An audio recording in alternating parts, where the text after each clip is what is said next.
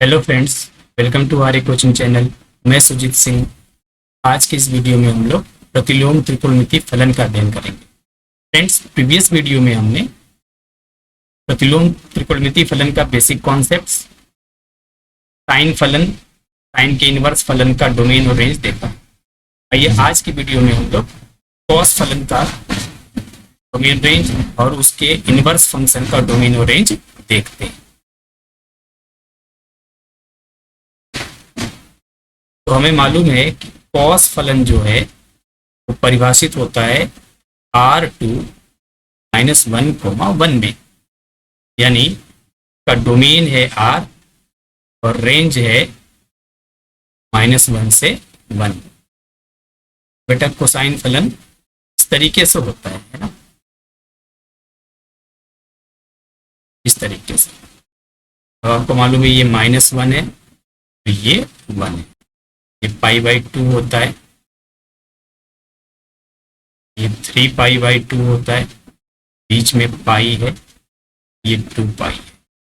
इसी प्रकार से अगर नेगेटिव साइड में बताएं बेटा ये -π है और ये माइनस का π/2 है।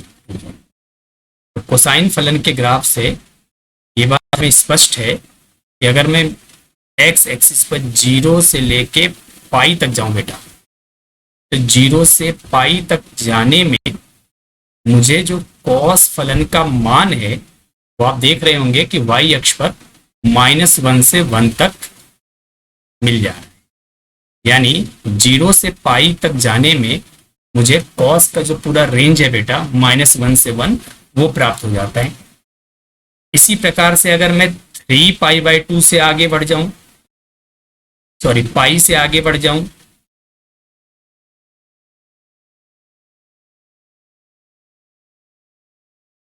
और 2π तक जाऊं, तो मैंने देखा कि फिर से मुझे -1 से 1 का पूरा मान मिल जाता है।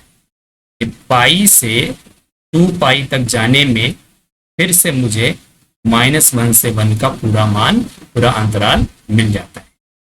इसी प्रकार बेटा अगर मैं नेगेटिव साइड में देखूं तो आप देख रहे होंगे कि -π से 0 तक के मूवमेंट में हमें पूरा रेंज -1 से 1 प्राप्त हो जाता है।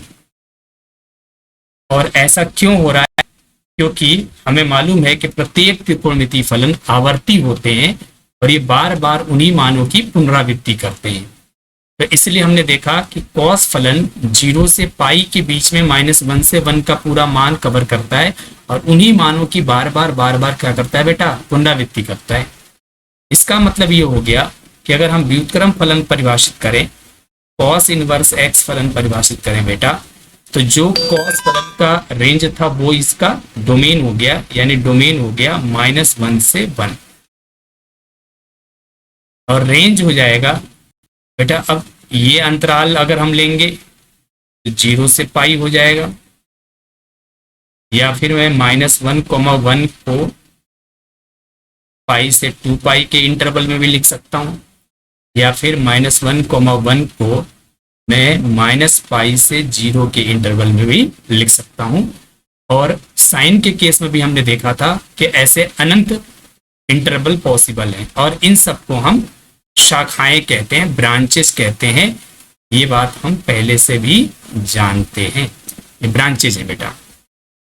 अब प्रश्न उठता है कि इनमें से कौन सा वाला अंतराल हमारे कॉस इनवर्स x फलन का रेंज बनेगा, यानी इसको हम रेंज स्वीकार करेंगे। तो बेटा हमने आपको बताया था कि इसके लिए कॉन्सेप्ट लेते हैं मुख्य मान का कॉन्सेप्ट, यानी प्रिंसिपल वैल्यू ब्रांच, है ना, जिससे कि इस विवाद से बचा जा सके कि कौन सा वाला आंसर होगा, क्योंकि ये भी सही है, ये भी सही है और ये भी सही है और ऐसे आने वाले अनंत अंतराल बनेंगे, वो सब के सब अपनी जगह सही है।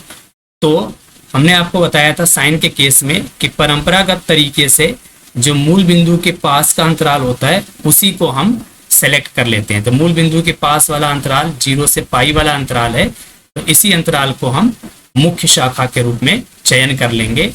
तो मैं बोलूंगा कि कॉस इनवर्स x फलन जो है -1, 1 to 0, पाई में परिभाषित होगा बेटा।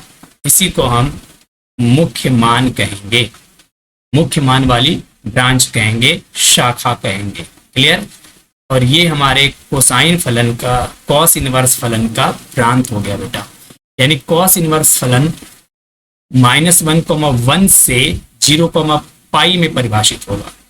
-1,1 का अंतराल बेटा इसका डोमेन हो गया, 0,π का अंतराल इसका मुख्य मान हो गया या रेंज हो गया। क्लियर?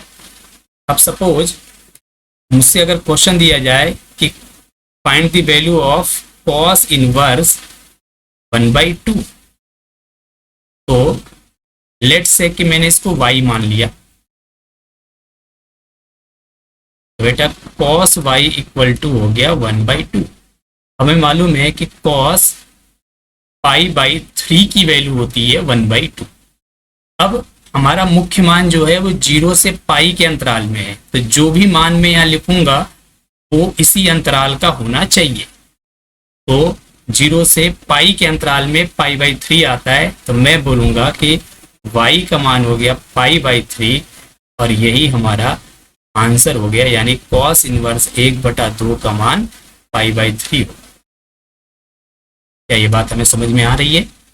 इसी प्रकार से बेटा सपोज अगर मैं cos इनवर्स माइनस का 1/√2 ले लूं और मुझसे कहा जाए कि इसका मुख्य मान निकालिए, इसका मान ज्ञात करिए, तो y is equal to cos inverse -1/√2 अगर मैं एज्यूम कर लूं बेटा, तो यहां से cos y की वैल्यू हो जाएगी 1/√2 माइनस का।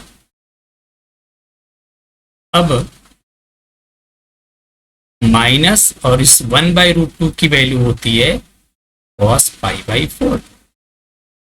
अब हमें मालूम है cos π-x जो होता है माइनस का cos x होता है। अच्छा, ऐसे भी देखा जाए बेटा तो हमारा जो रेंज है वो 0 से पाई है, यानी 0 से π/2 और ये होता है बेटा पाई, यानी द्वितीय चतुर्थांश। अब आपको मालूम है कि प्रथम चतुर्थांश में तो cos पॉजिटिव होता है, 0 से 90 के अंतराल में cos धनात्मक होता है, जबकि हमारा मान तो यहाँ माइनस का 1/√2 ऋणात्मक मान है। तो ये मान कहाँ मिलेगा? द्वितीय चतुर्थांश में मिलेगा। तो कितना हो जाएगा? 90 + 45। इस बात को मैं ऐसे भी कह सकता हूँ कि देखो माइनस cos π/4 को मैं लिख सकता हूँ cos π - π/4। तो क्या हमें मालूम है cos π - थीटा माइनस का cos थीटा होता है बेटा। cos 180 माइनस थीटा जो है माइनस का cos थीटा होता है। तो इस माइनस cos π/4 को मैं cos π - π/4 भी लिख सकता हूँ, और पाई में से π/4 को घटाएंगे बेटा तो ये 3π/4 आएगा, और यहाँ से y की वैल्यू जो है वो 3π/4 आएगी। यही हमारा आंसर हो जाएगा।